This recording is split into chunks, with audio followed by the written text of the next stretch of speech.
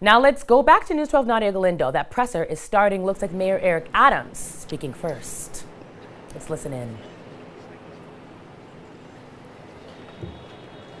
Again, Mayor Eric Adams up at the podium now, joined by the FDNY. It looks like also members of law enforcement with him as they prepare to give an update. Good morning, everyone. As you can see from behind us, there was a partial building infrastructure collapse due to what seems in preliminary investigations. There was some type of explosion. This happened at 8:10 this morning. We received reports of an incident involving the chimney to the boiler room here at NYC's Mitchell houses. This resulted in a partial building collapse. We are extremely fortunate. At this time, we have no loss of life or no injuries. Residents of the F and G lines in the building were evacuated, and other tenants can reoccupy the building at this time once we ensure the safety of the structure. First responders quickly arrived on the scene, and an investigation is currently underway to determine the cause of the incident. We're still investigating to make that determination. All of this is unfolding situation at this time, and we want to make sure that people stay away from the area to keep them safe. We have traffic and pedestrian restrictions throughout the area. Gas to the entire complex is shut off right now, and inspections of the building are ongoing. And it's crucial that we ensure that the area is safe, so we're really calling for residents not to go anywhere near the area. I want to thank NYCHA, FDNY, NYPD, NYSEM, DOB, and Deputy Mayor of Public Safety, and Con Edison for their swift response. And as the mayor, it's my obligation to ensure that the tenants and the residents in this area are safe. I want to turn it over now to Commissioner Tucker. Then we will hear from NYSEM Commissioner Jack Iskel, and finally the Borough President of the Bronx. Commissioner? Thank you, Mr. Mayor. Thank you. Good morning. It's Robert Tucker, the New York City Fire Commissioner. As the mayor said this morning, just after 8 a.m., the fire department was notified of an explosion. We responded in less than 4 minutes, and when our units got here, they alerted us to a major collapse of a structure attached to this building behind us, as you can see. Numerous FDNY and EMS units responded to the scene. Luckily, as the mayor said, no one was injured. We ran our dogs over this pile of bricks that is behind us, which is the structure that collapsed. It is a ventilation shaft connected to the boiler, which collapsed. We believe that's where the explosion occurred. But that's going to be for our fire marshals and the NYPD and all of our investigative partners to investigate and explore. I just want to acknowledge the partnership among all the first responders. While we might have been here first, the fact is that nothing in public safety happens alone. And it's just a really amazing response, and thanks to our elected officials as well for getting out here as quickly as they did. All in all, a great response, and thank God no one was hurt. Thank you, Mr. Mayor. How are you? Thank you all so much for being here today. Really appreciate all the incredible response by the FDNY and some of our partners. Right now, we're kicking into the next phase of this operation, which is recovery. So this is a fairly large campus. We're working with our partners at NYCHA, DOB, Con Ed, our public safety agencies, and others, as well as our some of our community partners here on restoring services and taking care of the residents. So number one, the safety of the residents is of paramount importance, and that's the number one concern. We have building inspectors that are inspecting the foundation of the building and inspecting all of the apartments in the affected areas to make sure that the building is structurally sound for people that live in those wings. We've also opened up a reception center with NYCHA and with the Red Cross right here around the corner at the Mitchell Community Center at 210 Alexander Avenue. Any impacted residents, we encourage them to go there They can register with the Red Cross. And if we need to do a vacate at some point in time, that's also where we'll run the operations for people getting additional housing. Anybody with any issues can call 311, or they can call the NYCHA number at 718-707-7771. What we're now doing is working with Con Ed, NYCHA, DOB, and some of these other partners. Some demolition is going to take place today to remove the remnants of that chimney, to get into the basement, and then to restore services, heat, hot water, and cooking gas to the campus. So really appreciate all the incredible work that has been done and all the work that will be done going forward. Thank you. Good morning. I am Bronx Borough President Vanessa L. Gibson, and I'm so thankful that we came here to the scene so quickly this morning. Incredible efforts by all of our first responders. I want to thank our mayor, Eric Adams, and all of our commissioners, Commissioner Robert Tucker. Thank you to Commissioner Zach Eiskell and to all of our agencies. Thank you to Deputy Mayor Cass Daughtry. Everyone came this morning here to Mitchell Houses, and as it has been said, we are thankful that there were no fatalities and no injuries, as we have learned that this happened in the boiler room. But most importantly for all of us, elected officials and community leaders here, we want to ensure that the structural integrity of this building here at Mitchell is maintained. There is a lot of concern, a lot of anxiety from the residents that live here at Mitchell about what happens in the long term. And so over the next several hours, as inspectors are in the building, we will do everything possible to make sure that we minimize the disruption and the anxiety of the residents and the families here in this working class community. I am so grateful for the FDNY, NYPD, sanitation, DEP, all of our elected officials, community board leaders. I'm thankful for NYCHA. This is something that has happened before, right here in the Bronx, in the West Bronx, almost 2 years ago. And so this is something that I've experienced before as borough president, and the mayor as well. We were on scene there. And we know there are a lot of questions, and we will make sure we answer every question.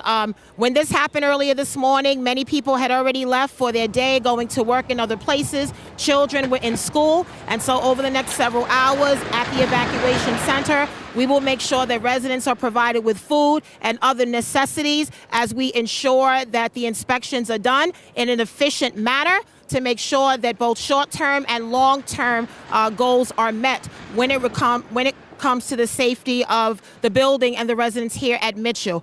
So once again, Mr. Mayor, thank you so much, and thank you everyone for being here, all of our agencies. This is an all-hands-on-deck moment, and we avoided a major disaster here. Although there is a lot of cleanup, I'm so grateful that no one lost their life. No one is in the hospital, and that is important to be acknowledged. We will learn through this investigation what happened, and we will make sure that measures are put in place to support all the residents and families here at Mitchell. So thank you so much to everyone for being here. It's so important that you recognize that we are all working together and collaboratively. I want to acknowledge and bring up our New York City Council Deputy Speaker, who represents this district, Diana Ayala.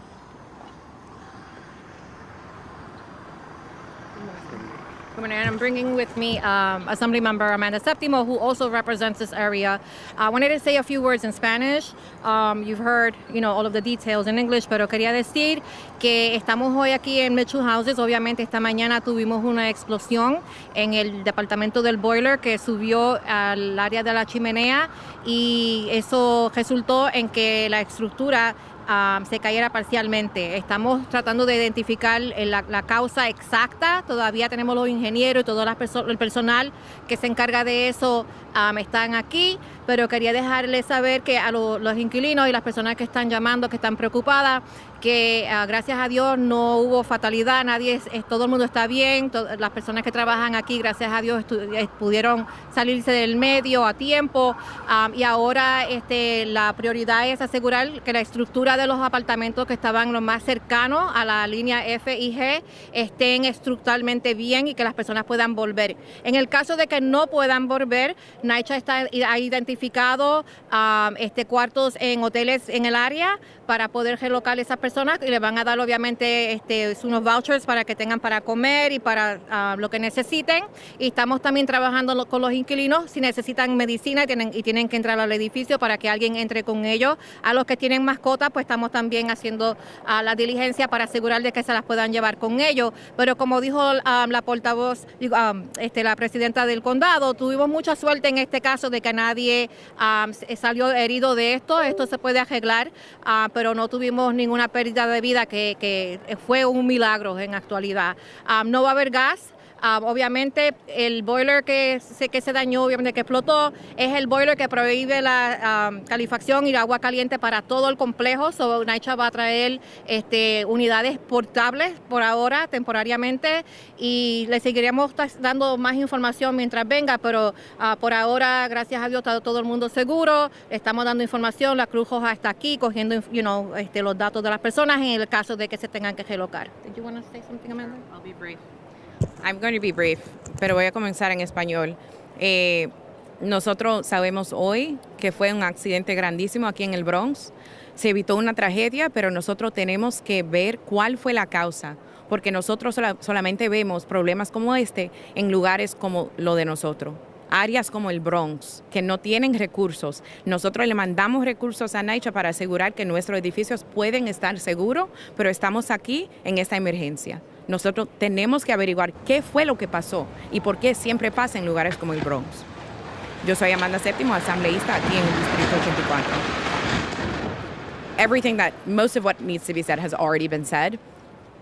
My name is Amanda Septimo. I represent this area. We have to get to the bottom of what happened. We were lucky that this emergency didn't result in a loss of life, that it didn't turn into a tragedy, but we can't be relying on luck to keep our communities safe.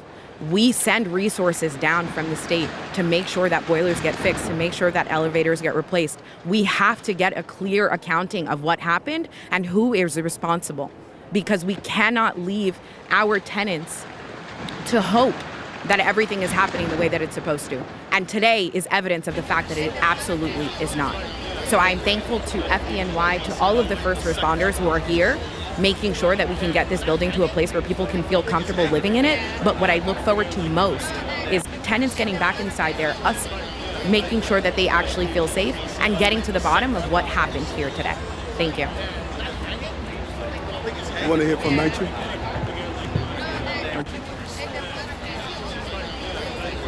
Thank you, everyone. I'm Eva Trimble, the Chief Operating Officer at NYCHA. I just want to reiterate the thanks to this interagency initiative this morning has been truly tremendous. The support we're getting from all the parties, NYPD, Con Ed, and of course FDNY, who is first on the scene. We are working closely with them on the investigation, but most importantly, we are working closely with our residents. We have significant amount of staff here on site right now, working with our residents, going door to door, making sure they have the services they need, and we'll continue to do that all morning and throughout this situation. Thank you. Thank you. Do a through top. Who you calling?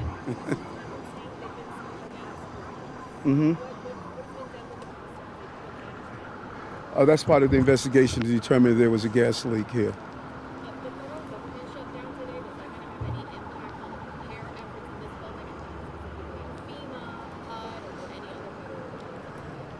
No, the repairs are going to take place no matter what, and we're doing an analysis of the impact of the shutdown on the federal level. But that has something to do with making sure that this shoring up the building where the explosion took place and doing the repairs.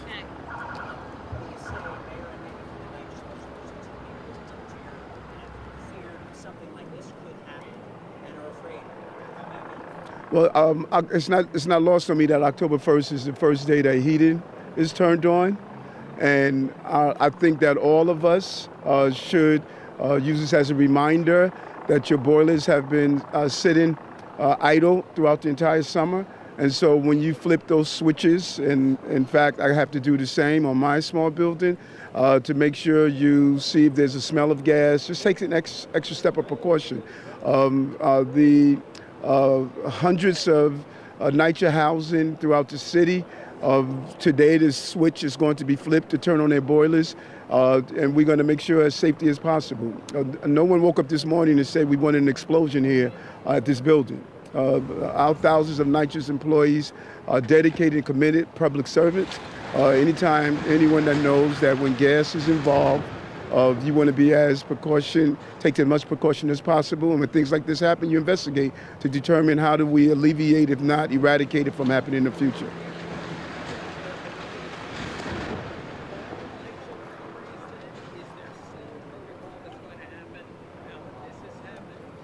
You want to speak about that, NYCHA? Did you hear the question? Yes, I did hear the question. Thank you. So to be clear, NYCHA tests all of our boilers throughout the summer ahead of heat season. We do a summer overhaul that actually starts in the early spring to make sure the equipment is ready for the heat season. So we have to wait for the investigation to see exactly what happened here in order to figure out how we prevent this from happening again. Mayor, 2 questions. Yes. How long do you expect it'll take before you know whether or not it's safe for the residents of this building? Are we talking about now, hours, a day? And then the other question is, was there work going on recently with that boiler? Was there, I'm sorry, the second part? Recent work going on with that boiler. So let's find out the recent work. And is Jimmy here? Commissioner Adams? Are you doing the structure aspect of how long it takes to get back in the building? Yeah, well, I mean, we're going to regroup as a team later in the afternoon, 2 o'clock, 3 o'clock hour, after we've had some assessments. Our DOB team is in a complementary role. We have our emergency response team. We have our forensic engineering unit to partner with our friends at NYCHA to walk the buildings. We'll have a better assessment about all of it in the early afternoon. In terms of the question of work being done, my understanding is that work was being done on the boiler. I don't know if our friends at Fire or Con Ed want to speak to that. A permit was pulled and work was being done on it actively. I have a follow-up. My understanding is that there was a partial stop on this building issued in June. Did it have anything to do with We have our team back at 280 going through the records on all of these buildings, and there are some open violations, but we don't know at this time if they have anything to do with this incident. We come here often for sidewalk sheds or elevators. There are 3 open violations on boilers, but those were for non-safety related defects, and I just urge caution that we don't jump to any conclusions that they are related. We don't know if they are or they aren't. We certainly will certainly let everyone know as soon as our team has done its full assessment. Wait, hold on. She's going to point to who we answered the question. We're not going to call out. Actually, I guess just ahead of that question, how many people exactly evacuated, displaced, and I know you have to wait for the inspection, but can they return some of them tonight, or do they all need a place to stay? NYCHA? So the investigation is still going on. We have DOB inspectors as well as structural engineers going door to door, going to every single apartment. Right now, this morning, FDNY evacuated the F and the G lines, but those are the only people right now that are evacuated from the building. So we're going door to door to ensure the structural integrity of those units, as well as inspecting the basements and roof and other parts of the structure to ensure there's nothing wrong with the building. Until we know the results of that investigation, we really can't say what's going to happen next.